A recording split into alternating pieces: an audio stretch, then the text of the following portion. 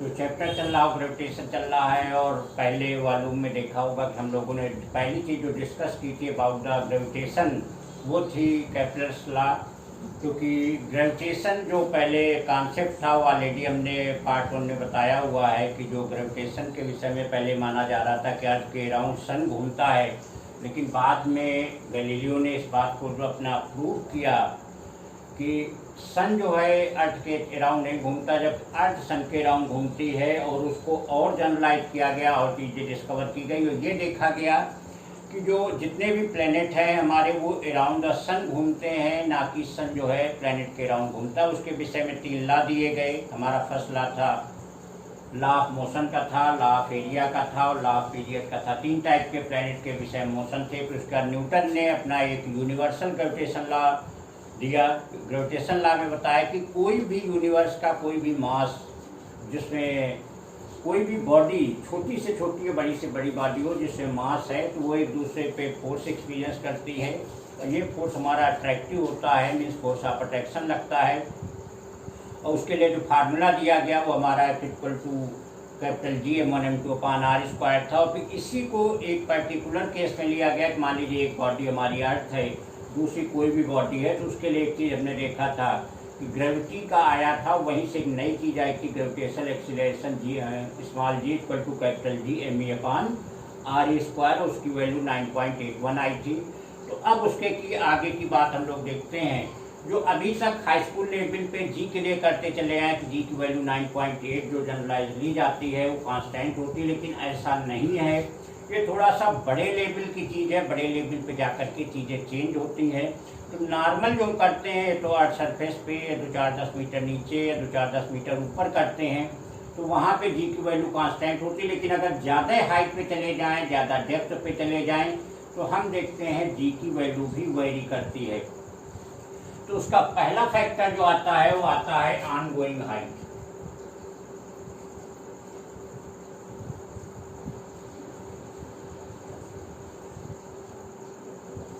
Ongoing height का मतलब है कि अर्थ सरफेस से एक इनफ डिस्टेंस पे, ऑनगोइंग का मतलब नहीं है कि 2-4-5 मीटर चले गए वहाँ वैल्यू आप जी चेक करने लग जाएंगे कि हमें तो वेरिएशन मिलेगा, ऐसा नहीं होगा। एक इनफ हाइट का मतलब 500 किलोमीटर, 1000 किलोमीटर, 2000 किलोमीटर, अगर ऐसे हम हाइट पे जाएंगे तो जी की वैल्यू में वेरिएशन होगा। तो वही है ऑनगोइंग हाइट। तो अगर अर्थ को इस तरीके से लिया जाए और इसके सेंटर से, ये तो हमारी आरी हो गई,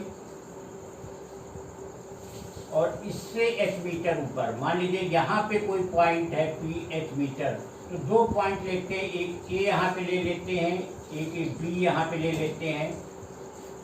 तो 8A का मतलब अर्थ सरफेस,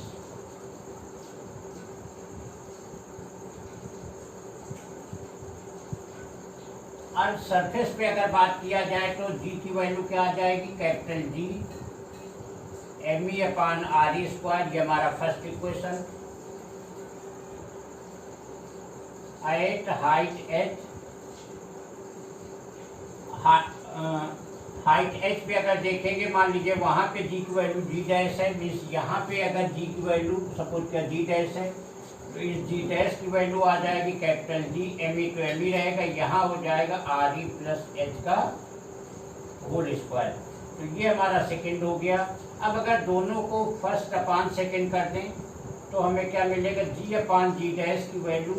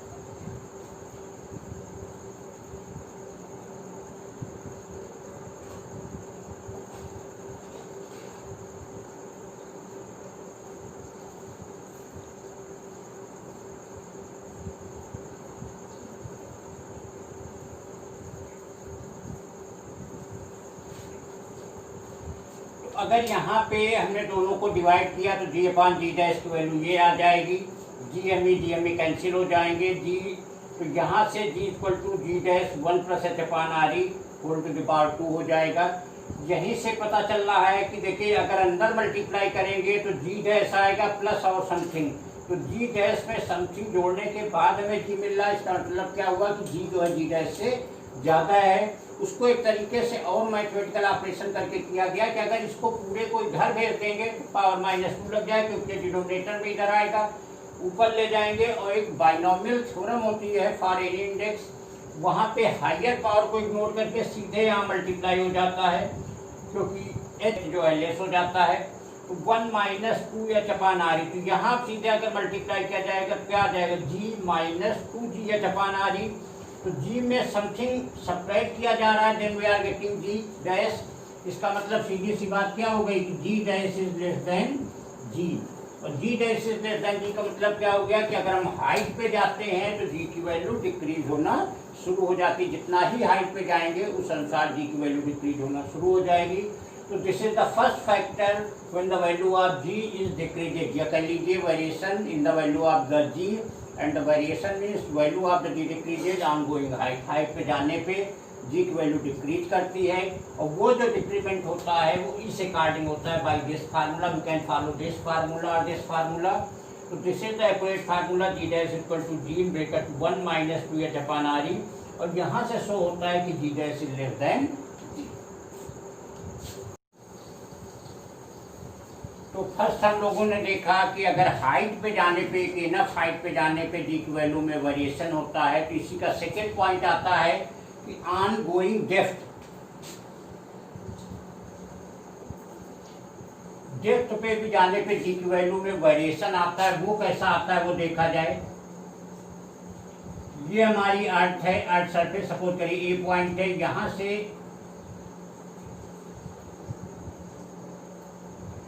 एच मीटर नीचे आ गए। याद रखिएगा एच मीटर का मतलब it is also enough distance. H meter का तो नहीं 1-2 मीटर के नीचे चले गए, वहां पे चेक कर रहे हैं value of the g. H का मतलब that must be 500,000 kilometer, 1500 kilometer, इस तरीके की डिस्टेंस होनी चाहिए। तो फिर वही चीज अप्लाई करेंगे। अगर सरफेस पे ए पॉइंट है या नीचे आ गए तो ए पे जी की वैल्यू सेम रहेगी, g equal to capital G M E upon R square. यहाँ एक चेंज कर लेते हैं, अगर इसकी रेडियस आरी है, ये आरी है, तो ये हो जाएगा कैपिटल जी, और मास जो होता है वॉल्यूम इनटू डेंसिटी होता है, वॉल्यूम हो जाएगा 4/3 pi R A cube rho upon R A square, और यही इक्वल हो जाएगा जी 4/3 पाई आर ई रो के बराबर। अब अगर एट डेप्थ पे देखें, एट डेप्थ एच अगर देखा जाए तो जी डैश की वैल्यू किस बराबर, capital G M E dash upon are E minus H का होल स्क्वायर। जी के लिए जो मेन इफेक्टेड वैल्यू होता है वो मास होता है, जितने ज़्यादा मास होगा उतने ज़्यादा जी की वैल्यू होगी। तो जब अंदर आ जाएंगे, मान लीजिए यहाँ पे होंगे, तो इफेक्टेड मास हमारा एक इन साइड वाला होगा, ना कि पूरा का पूरा। जब यहाँ होंगे तब पूरा ऐड करेगा, क्योंकि जब आउटसाइड जा रहे थे तो पूरा मास इफेक्टेड था, हम बी पे आ गए तो इन साइड वाला मास जो होगा वो इफेक्टेड हो जाएगा। एम ई डैश ये आ जाएगा कैपिटल जी, वॉल्यूम अब हो जाएगा 4/3 pi are E minus H का whole cube into rho upon are E minus H का होल स्क्वायर। ये कैंसिल हो गया, तो आ गया कैपिटल जी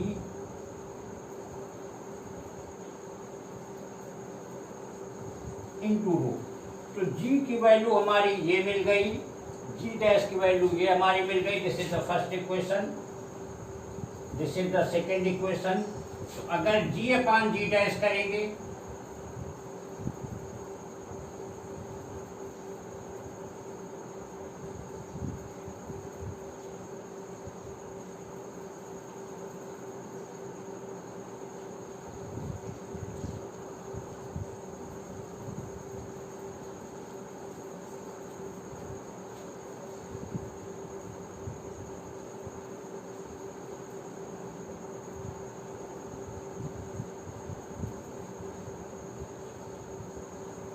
तो यहाँ से फिर से निकल के आ रहा है, तो सीधे सॉल्व हो जा रहा, कोई पावर नहीं है कि g dash equal to g minus h upon are E. अगर अंदर करेंगे तो g minus g dash g h upon are E, तो जी में समथिंग सब्ट्रैक्ट कर रहे हैं, then we are getting g dash.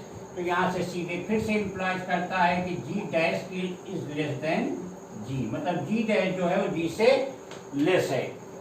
तो पहले में भी हाइट पे जाने पे वही चीज मिला था कि जी की वैल्यू जो है डिक्रीज करती है, और डेप्थ में जाने पे सेम चीज हमें मिल रही है कि जी की वैल्यू जो है वो डिक्रीज करती है।